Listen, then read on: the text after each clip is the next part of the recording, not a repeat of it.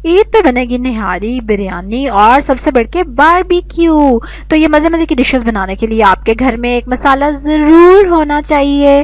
वो कौन सा, जो कि मैं आज आपको बनाना बताने लगी हूँ। बिस्मिल्लाहिर्रहमानिर्रहीम, अस्सलाम वालेकुम, वेलकम टू माय चैनल। चलो जी फटाफट से हम शुरू करें। ये है जावित्री 10 ग्राम चाहिए आपको, फिर दालचीनी 10 ग्राम चाहिए, सफ़ेद ज़ीरा चाहिए 10 ग्राम, बादियान के फूल चाहिए 10 ग्राम, छोटी इलायची चाहिए 5 से 6 ग्राम, लौंग चाहिए 5 ग्राम, और हमें चाहिए जायफल, ठीक है, 2 जायफल चाहिए, और ये 5 ग्राम ही हमें काली इलायची, मोटी इलायची चाहिए, ठीक है।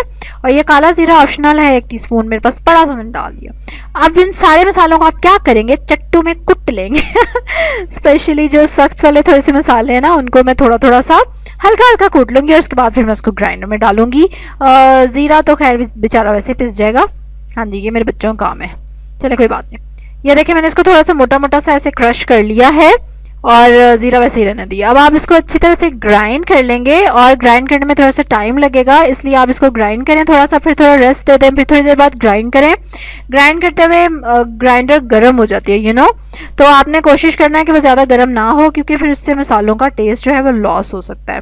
तो इसलिए आप इसको थोड़ा सा ग्राइंड करें, फिर थोड़ा रेस्ट दे दें, फिर थोड़ी देर बाद थोड़ा सा ग्राइंड करें, तो इससे आपका मसाला अच्छा पिस जाएगा, ठीक हो गया। और अगर आप फिर भी उसकी कंसिस्टेंसी से वो जो सेटिस्फाई नहीं होते, तो आप उसको थोड़ा सा छान लें, और जो मोटा मोटा दरदरा बचेगा उसको फिर से पीस लें। ठीक हो गया। तो इस तरह खूब अच्छा सा बारीक मसाला पिस के घर में तैयार हो जाएगा, जिसको आप ईद पे जितने भी खाने बनाएंगे, मतलब जो मज़े मज़े के खाने बनाएंगे जिसमें आपको बहुत ज़्यादा फ्रेग्रेंस चाहिए होती है ना, जैसे निहारी होगी, जैसे बिरयानी, तो उनमें आप ये डाल लेंगे।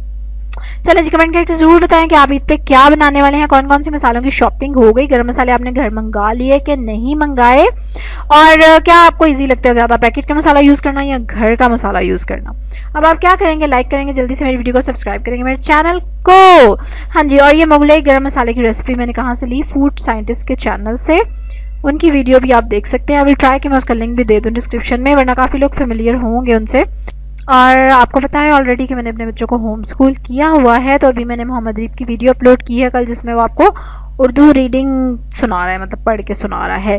तो अगर कोई पेरेंट्स इंटरेस्टेड हों देखने में कि होम स्कूल किया हुआ बच्चा कैसा उर्दू पढ़ता है, तो वो देख सकते हैं मेरी वीडियो, ठीक है। उसका लिंक भी मैं डिस्क्रिप्शन में दे देती हूँ। चलें जी, अब आज के लिए अल्लाह हाफिज़।